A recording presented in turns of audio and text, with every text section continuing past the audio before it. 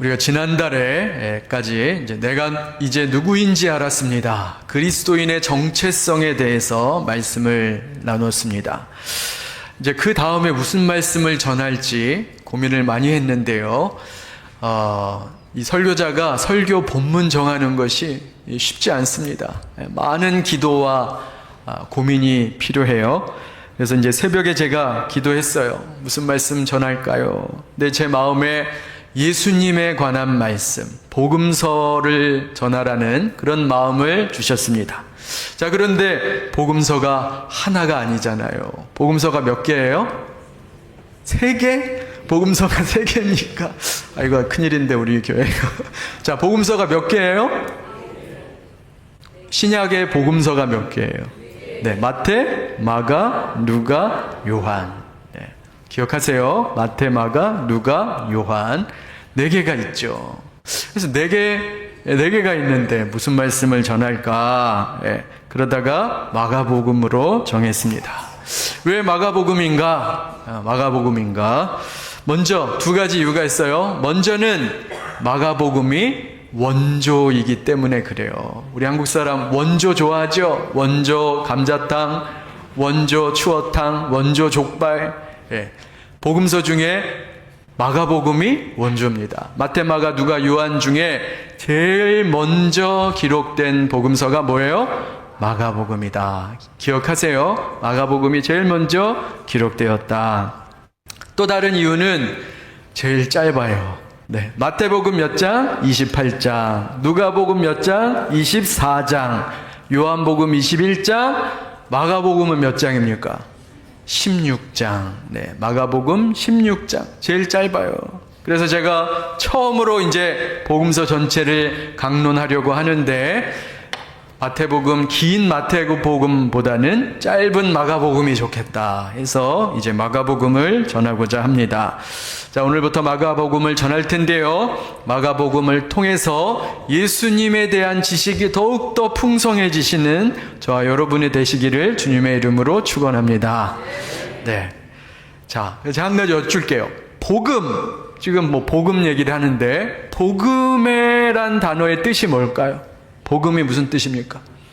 기쁜 소식, 복된 소식, 기쁜 소식. 그게 이제 복음이라는 단어의 뜻이에요.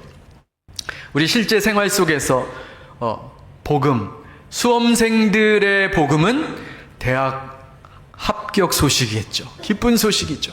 또 병이 들어서 아프신 분들은 완치되었다. 이것이 기쁜 소식이 될 겁니다. 우리 직장인들에게는 내년도 연봉이 오른다. 이런 것이 복음이 될 거예요. 그래서 각자의 어떤 형편과 사정 속에서 기쁜 소식이 아마 다 있을 겁니다. 자, 이런 소식들도 기쁜 소식이지만 성경은 뭐라고 얘기하느냐? 세상에서 가장 기쁜 소식이 있다는 거예요.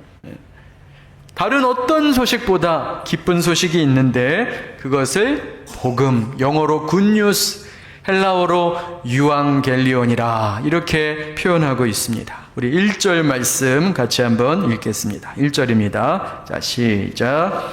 하나님의 아들 예수 그리스도의 복음의 시작이라. 하나님의 아들 예수 그리스도의 복음의 시작이라. 자, 아까 말씀드렸죠. 마가복음은 내 복음서 중에 가장 짧은 복음서입니다. 아니, 우리가 잘 부르는 찬양에 있잖아요. 하늘을 두루마리 삼고 바다를 먹물 삼아도 그 예수님에 대한 이야기를 다 기록하지 못한다고 했는데 달랑 16장으로 이게 될까? 부족할 텐데 이런 생각이 들지요.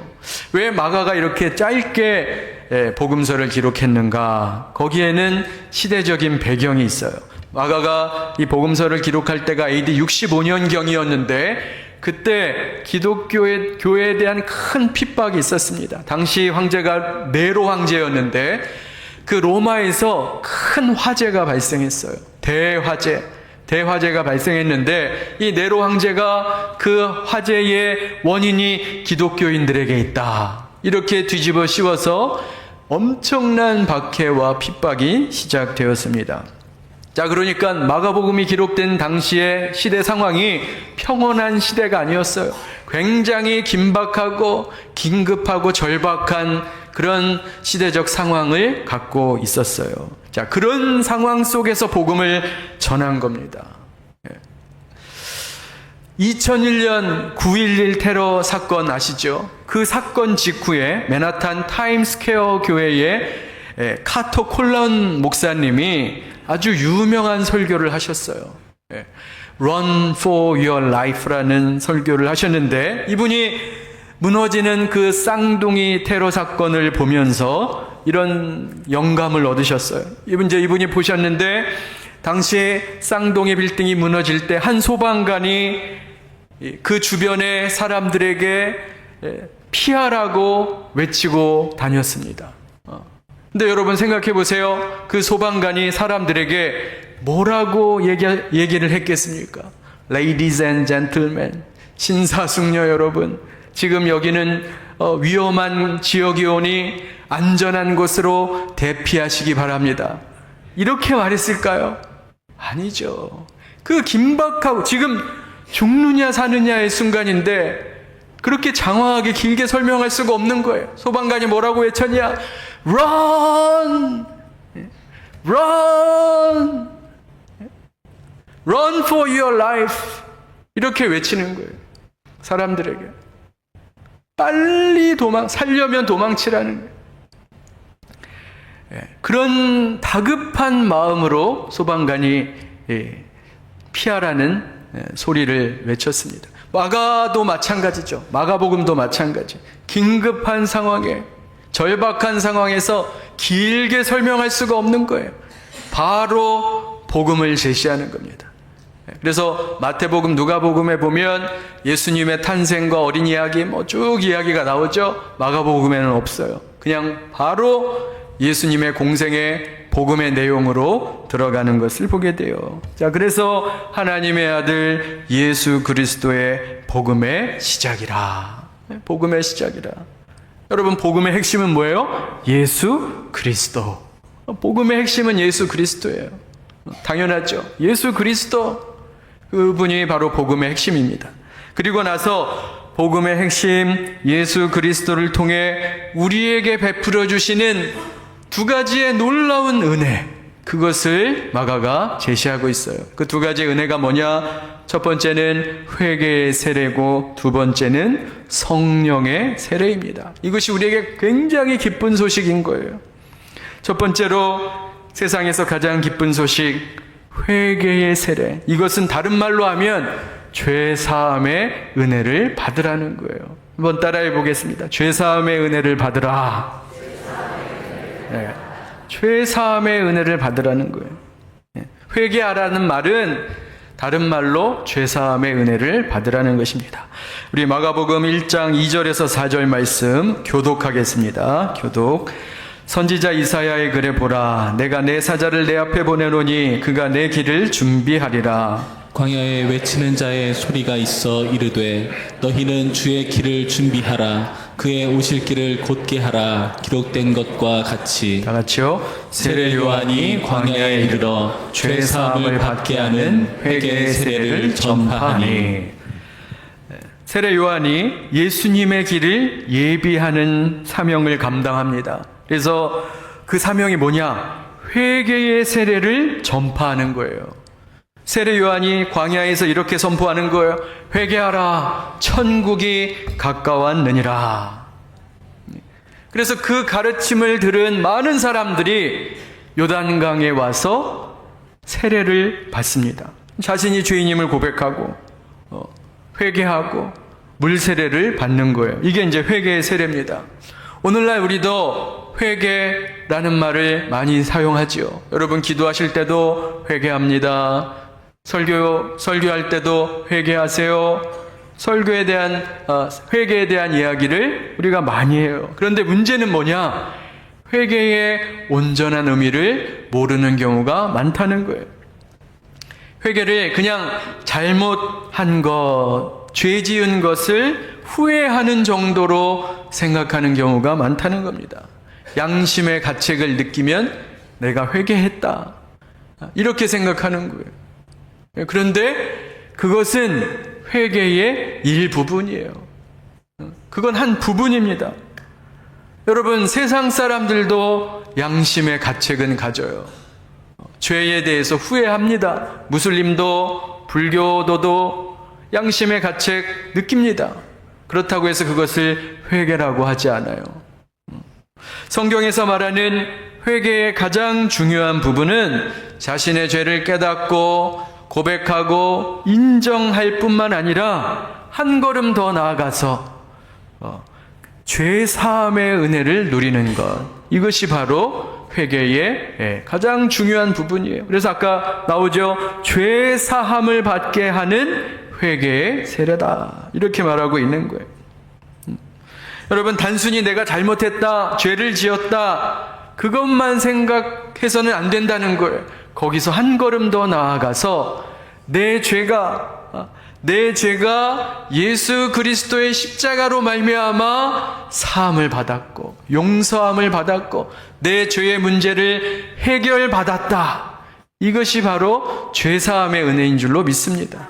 그걸 여러분들이 누리셔야 된다는 거예요. 여러분, 하나님께서 저와 여러분의 죄를 어떻게 용서하셨어요? 우리가 받아야 될 죄에 대한 형벌을 예수님이 대신 받게 하신 거예요. 그걸 신학적인 용어로 전가라고 합니다. 전가가 뭐냐?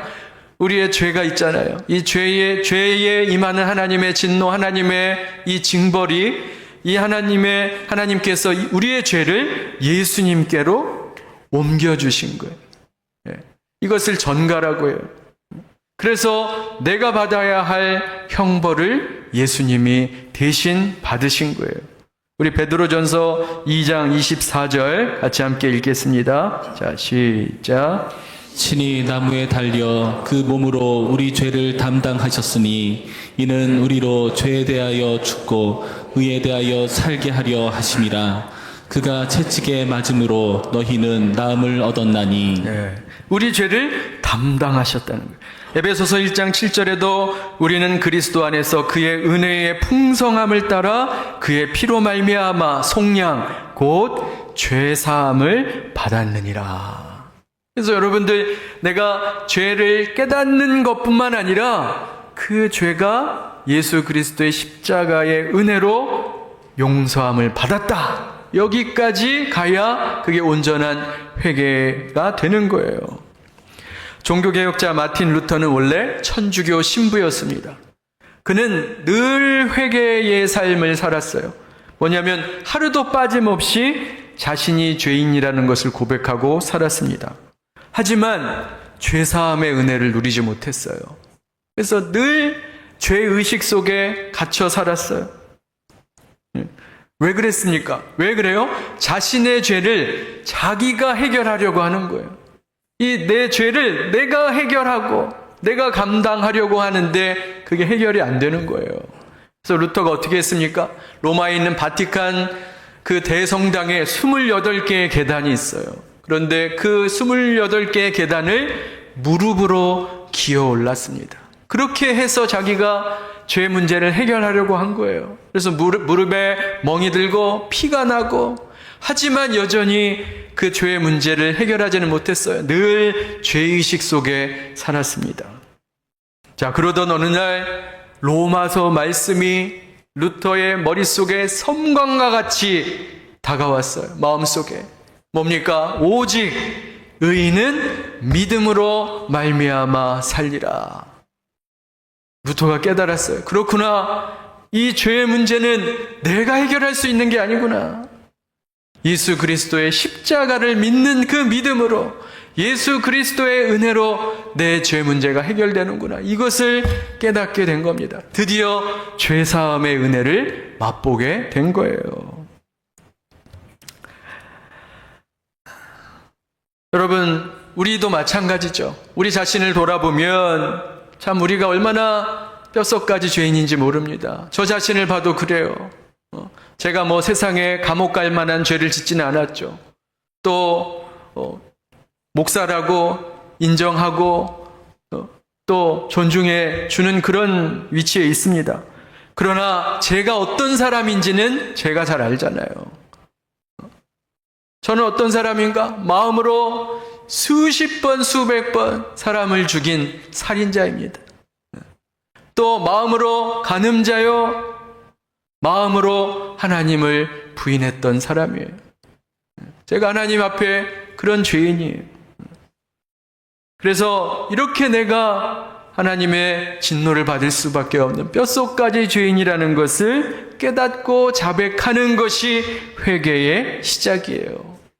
그런데 그렇게 고백하고 자백할 뿐만 아니라 그런 죄를 위해서 예수 그리스도께서 보혈을 흘려 내 죄를 정결케 하셨다.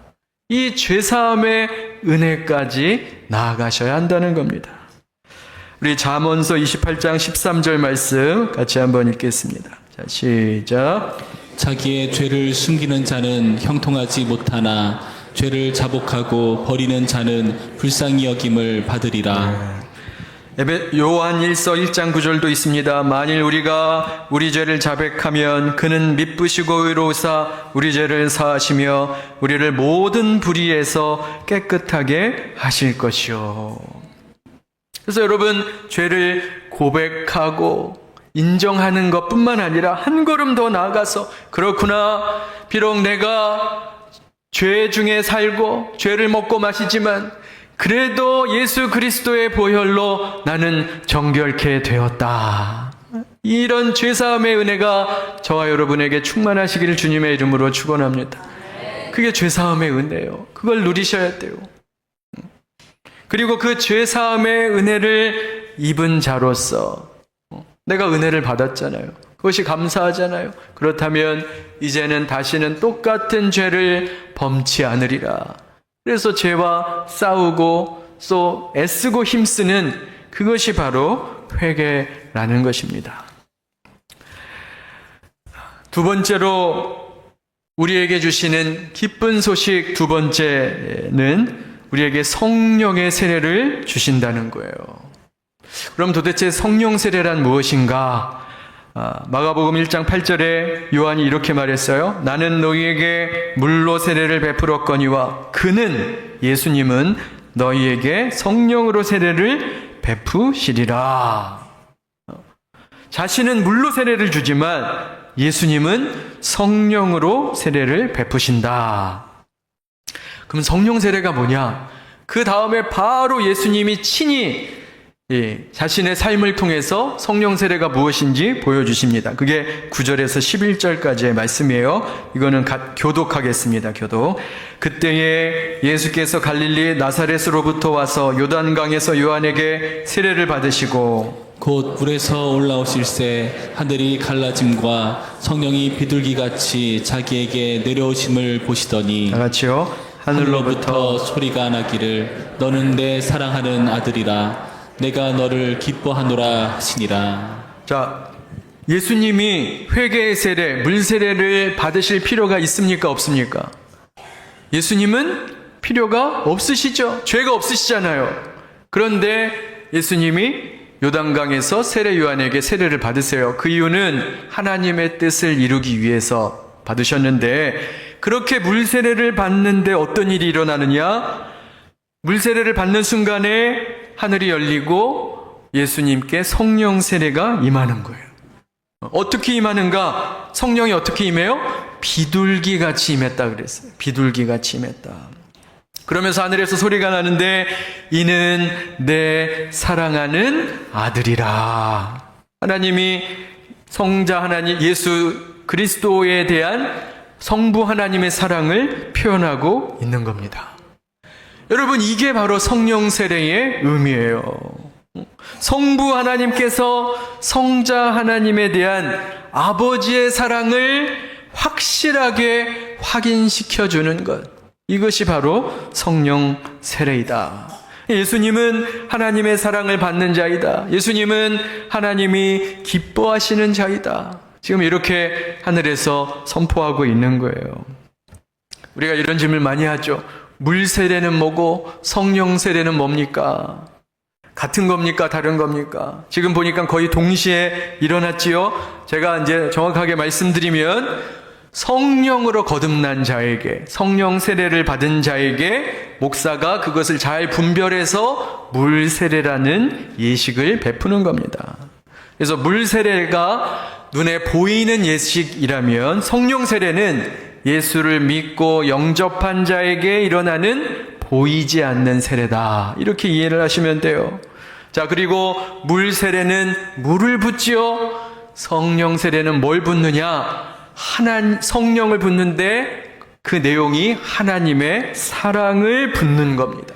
그게 바로 성령 세례의 의미예요. 그래서 이제 성부 하나님의 사랑이 성령을 통해 예수님께 임하는 것, 이것이 바로 예수님이 받은 지금 성령 세례의 내용이에요. 왜 이 순간 하나님께서 예수님께 성령 세례를 주셨는가? 이제 예수님이 공생애를 시작하기 때문에 그래요. 여러분, 예수님이 이제 3년 반의 공생애를 사셔야 되는데 그 길이 쉬운 길이 아닙니다. 험한 길이에요. 고난 길이고 가시밭 길이고 결국에 그 끝에는 십자가 죽음이 기다리고 있는 길입니다. 굉장히 힘든 길이에요. 그래서 힘이 필요합니다. 능력이 필요해요. 그 힘이 어디서 나오는가? 바로 성부 하나님 아버지의 사랑에서 그 힘이 나오는 거예요. 그래서 그 사랑의 힘으로 예수님이 그 공생의 삶을 사시고 나중에는 험한 골고다 갈보리 언덕길도 올라가시는 겁니다. 십자가 사명을 감당하시는 거예요. 그게 다 어디예요? 하나님 아버지의 사랑의 힘에서 비롯된 거예요. 여러분, 우리도 살면서 경험하잖아요. 우리도 경험하잖아요. 진심 어린 사랑 고백이 우리에게 큰 힘이 되는 것을 우리가 경험합니다. 한 남자가 한 여자에게 진심을 담아서 사랑 고백을 하면 그 두 사람이 한 몸을 이루어 20년, 30년, 40년, 50년을 동거동락을 하는 거예요. 우리 아버지들 다 경험하시잖아요.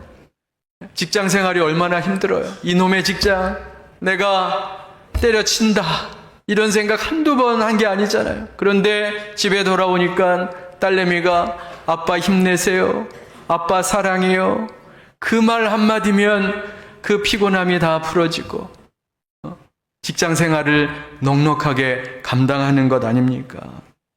이렇게 사랑이 주는 힘이 우리의 환난과 역경을 이겨내게 하는 거예요. 로마서 5장 3절에서 5절 말씀, 이거 같이 한번 읽겠습니다. 로마서 5장 3절에서 5절입니다. 같이 읽겠습니다. 자, 시작. 다만 이뿐 아니라 우리가 환난 중에도 즐거워하나니 이는 환난은 인내를, 인내는 연단을, 연단은 소망을 이루는 줄 알미로다. 소망이 우리를 부끄럽게 하지 아니함은 우리에게 주신 성령으로 말미암아 하나님의 사랑이 우리 마음에 부은 바 됨이니. 여기 잘 보세요. 성도가 환난 중에도 즐거워할 수 있는 이유가 뭐예요? 성령으로 말미암아 우리 마음에 하나님의 사랑이 부어졌기 때문이다. 하나님 사랑 때문에 우리가 환난 중에도 즐거워할 수 있다는 거예요. 베드로전서 1장 8절에도 이럽니다. 예수를 너희가 보지 못하였으나 사랑하는도다. 이제도 보지 못하나 믿고 말할 수 없는 영광스러운 즐거움으로 기뻐하니. 그러니까 현실은 어렵고 고난이 여전하지만, 환난이 있지만 우리 마음에 부어진 하나님의 사랑 때문에 그것을 감당한다는 거예요. 여러분, 요즘 어떠세요? 삶이 기쁘신가요? 기쁨이 사라지셨습니까? 기쁨 찾으려고 나는 솔로, 끝사랑, 이런 연애 예능 프로그램 그런 거 보지 마세요. 내 마음에 하나님의 사랑이 충만해지면 우리 안에 기쁨이 넘치는 줄로 믿습니다. 예. 여러분 잘 생각해 보세요. 지금 옆에 계신 분, 집에서 같이 옆에 누워 자시는 분, 지금은 왼수라고 부를지 모르겠지만 처음에 받은 그 사랑 고백 때문에 지금까지 그래도 살아오고 계시지 않습니까? 그래서 우리는 그 사랑의 힘 때문에 어떤 고난과 역경이 닥쳐와도 그것을 헤쳐나갈 수 있는 거예요. 이게 사랑의 힘입니다. 사실 우리가 그걸 잘 알아요.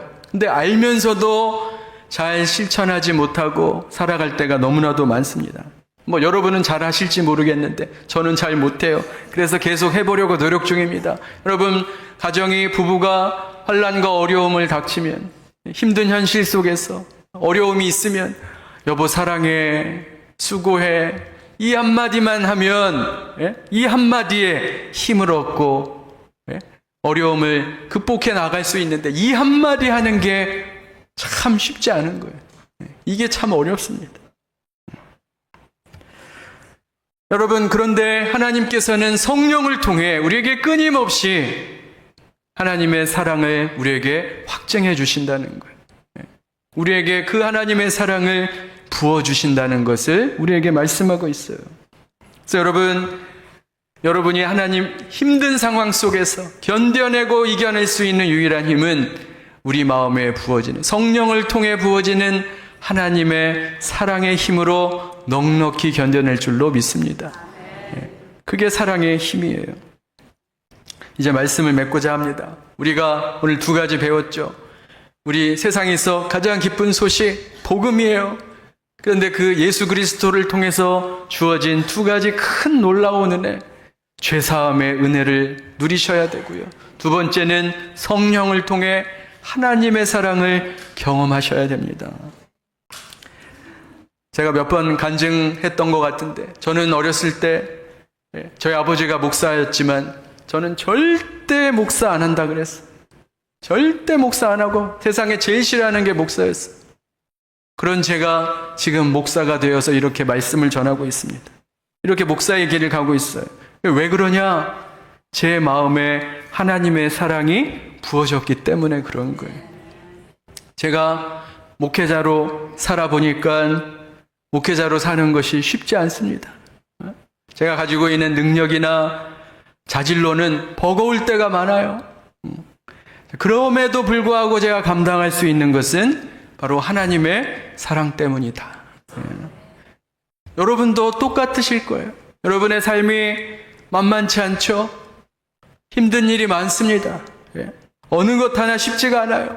뭔가 하나 해결된 것 같은데 또 다른 어려움이 찾아오고, 여기서 터지고 저기서 터지고, 우리 인생에 환난과 어려움의 연속이 있어요. 그런데 그럼에도 불구하고 하나님의 사랑이 우리 마음에 부어지면 마치 물 세례를 붓듯이 하나님의 사랑의 세례를 우리 마음에 받을 때 그 사랑의 힘으로 그 고난과 역경을 넉넉하게 견딜 줄로 믿습니다. 목사님, 저는 아직도 하나님의 사랑이 뭔지 잘 모르겠어요. 어떤 건지 잘 모르겠어요. 그런 분들 계세요. 충분히 이해가 갑니다. 그건 아마도 하나님의 사랑이 너무 커서, 여러분 어떤 게 보면요, 너무 크면 체감이 안 돼요. 느껴지지 않아요. 오히려 보이지가 않아요. 그러니까 하나님의 사랑이 너무 커서 그것을 체감하지 못할 뿐이에요. 그런데 그 크신 하나님의 사랑을 아주 분명하게 우리에게 보여주신 게 있습니다. 그게 바로 로마서 5장 8절에 나오는데 같이 한번 읽고 마치겠습니다. 자, 로마서 5장 8절 같이 읽겠습니다. 자, 시작. 우리가 아직 죄인 되었을 때에 그리스도께서 우리를 위하여 죽으심으로 하나님께서 우리에 대한 자기의 사랑을 확증하셨느니라. 하나님의 사랑은 아주 분명하게 십자가를 통해서 나타나셨어요. 우리에게 보여주시는 거예요. 내가 너를 사랑한다. 십자가에 그 사랑이 담겨 있는 줄로 믿습니다. 그래서 아직도 내 마음속에 하나님의 사랑이 경험되지 않았다 하시는 분은 말씀을 통해 십자가를 묵상하세요.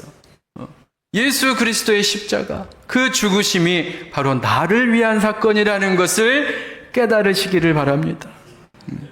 바라기는 여기에 있는 모든 분들이 하나님의 사랑으로 충만해져서 그 사랑의 힘으로 이 험한 세상, 고난과 역경과 여러 가지 어려움의 문제들을 잘 견디시고 또 환난 중에도 즐거워하시고 넉넉하게 승리하시는 저와 여러분의 삶이 되시기를 주님의 이름으로 축원합니다.